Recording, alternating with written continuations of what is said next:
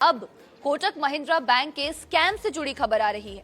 Bank के अधिकारियों और कर्मचारियों पर पंचकुला नगर निगम के 160 करोड़ रुपए के फ्रॉड का आरोप लगा है।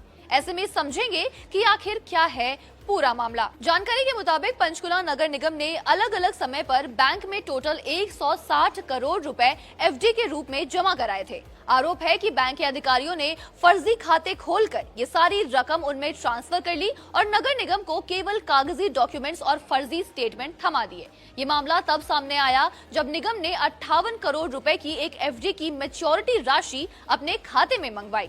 तब बैंक ने पहले तो ट्रांसफर होने का स्टेटमेंट दिया, लेकिन असल में पैसा निगम के खाते में पहुंचा ही नहीं।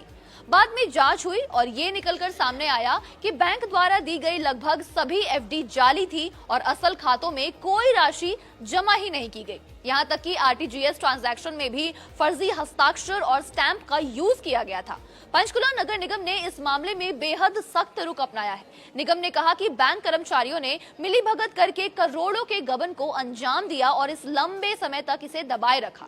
कड़ी कार्रवाई करते हुए निगम ने अब बैंक के खिलाफ एफआईआर दर्ज करने की प्रक्रिया शुरू कर दी है। और इतना ही नहीं, निगम ने राज्य सरकार को पत्र लिखकर मांग की है कि कोटक महिंद्रा बैंक को सरकारी कामकाज की लिस्ट से डी-इम्पेलन यानी कि सूची से हटाने की मांग कही जा रही है। सरकार ने भी मामले की तुरंत गंभीरता को देखते हुए एक्शन के संकेत दिए हैं। बैंक ने भी अपनी तरफ से बयान जारी किया जिसमें कहा गया कि पंचकुला नगर निगम के निर्देश पर हमने फिक्स्ड डिपॉजिट यानी एफडी और संबंधित खातों की डिटेल जांच शुरू की है। अब तक जितनी जांच हुई है उसमें अकाउंट खोलने की प्रक्रिया, केवाईसी डॉक्यूमेंट, ऑथराइज सिग्नेटरी और नगर निगम से मिली सभी निर्देश सही पाए गए हैं। बैंक ने आगे कहा कि जांच से जो भी रकम सामने आए हैं उसका बड़ा हिस्सा पहले ही नगर निगम के साथ मिलान कर लिया गया है और बाकी की प्रक्रिया फिलहाल जारी है। यहाँ ध्यान देने वाली बात यह है कि हाल ही में आईडीएफसी फर्स्ट बैंक से जुड़े 590 करोड़ रुपए के घोटाले का मामला भी सामने आया था, जिसमें सरकारी डिपार्टमेंट्स की राशि की वापसी हो चुकी है। यानी दोनों ही मामलों में सरकारी विभागों की जमा राशि से छेड़छाड़ का आरोप है। आईडीएफसी फर्स्ट बैंक ने पहले कहा था कि ये घोटाला हरियाणा सरकार से जुड़े खातों के एक खास समूह तक ही सीमित है, जिनका संचालन चंडीगढ़ ब्रांच से होता था।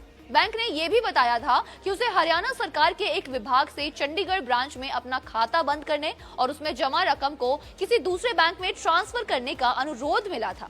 इस प्रक्रिया के दौरान बैंक ने पाया कि खाते में मौजूद रकम और हरियाणा सरकार के विभाग द्वारा बताई गई रकम में अंतर था। यह अंतर 490 करोड़ रुपए का था और हरियाणा सरकार के विभाग द्वारा बताई गई रकम में अंतर था। यह अंतर 490 करोड़ रुपए का था और बैंक ने 100 करोड़ रुपए की एडिशनल गड़बड़ी भी पकड़ी, जिससे कुल गड़बड़ी की रकम बढ़कर 590 करोड़ रुपए हो गई। इस नए मामले के सामने आने के बाद निजी बैंकों में जमा पैसों को लेकर आम लोगों की चिंता बढ़ चुकी है। लोग अपने एफडी और सेविंग्स अकाउंट की सुरक्षा को लेकर लगातार सवाल उठा रहे हैं। एक्सपर्ट्स का कहना है कि सरकारी डिपार्टमेंट्स को भी अपनी जमा राशि की रेगुलर जांच करनी ही चाहिए और सिर्फ ट्रस्टवर्दी बैंकों के साथ ही ट्रांजैक्शन यानी कि लेन देन करना चाहिए। फिलहाल इस खबर में इतना ही। इस खबर पर आप क्या सोचते हैं, आपकी क्या राय है, हमें कमेंट्स में लिखकर जरूर